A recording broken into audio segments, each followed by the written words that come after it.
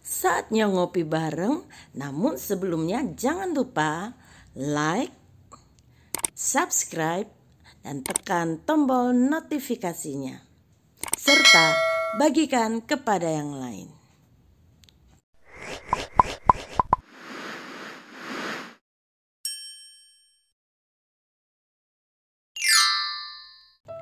Mempersiapkan rumah rohani. Secangkir harapan, ngopi bareng gembala. Hari ini kita ada di sebuah perumahan. Setiap orang menginginkan ada rumah untuk masa depannya, dan yang belum punya rumah mereka mulai menabung supaya bisa membeli sebuah rumah di mana keluarganya bisa tinggal.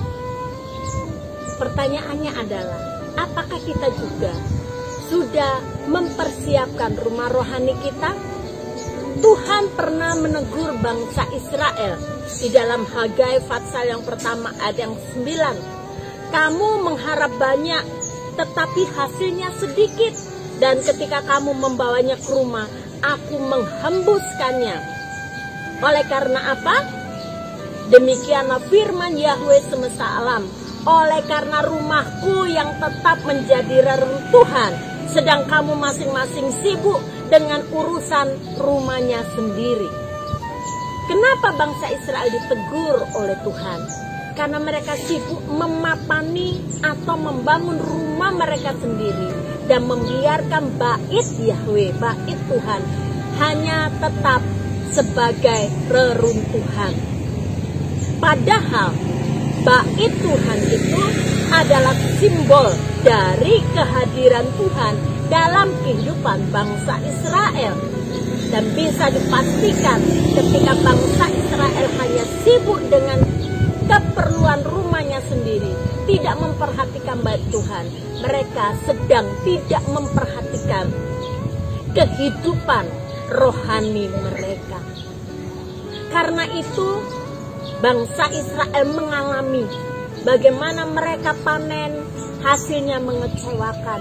Dan Tuhan mengatakan, aku menghembuskannya, hasilnya sedikit dan tidak bisa dinikmati.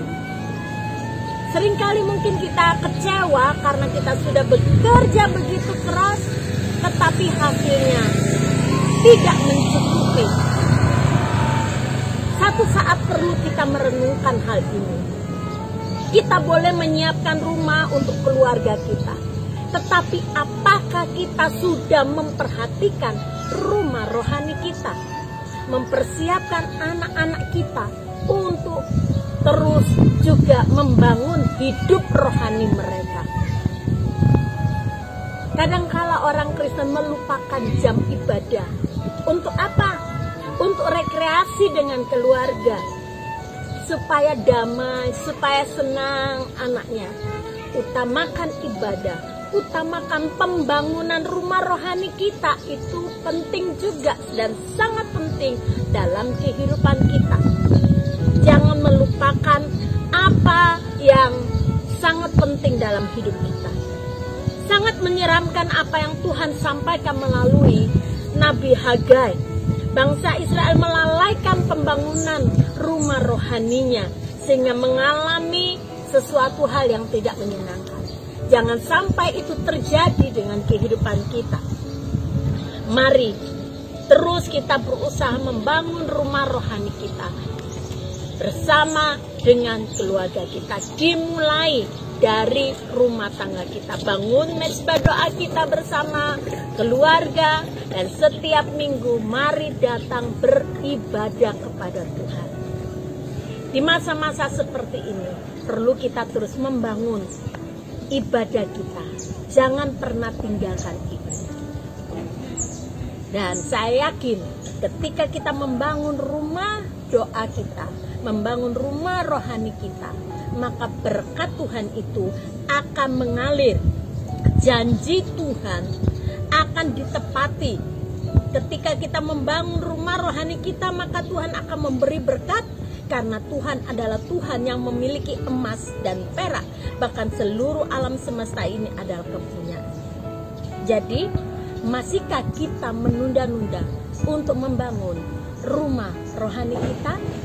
Mari kita berdoa. Bapa, hari ini firman Tuhan mungkin menegur keras kepada kami, sebagaimana ketika Nabi Hagai diutus oleh Tuhan untuk menegur bangsa Israel.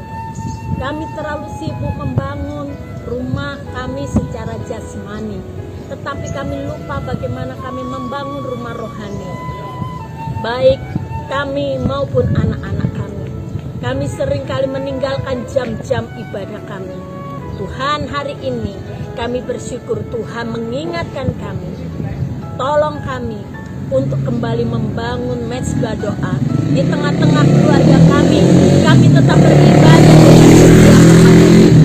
Nyatakan kasih dan kuasa-Mu, pertolongan-Mu, dan kami percaya ketika kami melakukan firman Tuhan, janji-Mu akan kami alami. Kami bersyukur kepadamu di dalam nama Tuhan Yesus. Haleluya. Amin. Tuhan memberkati.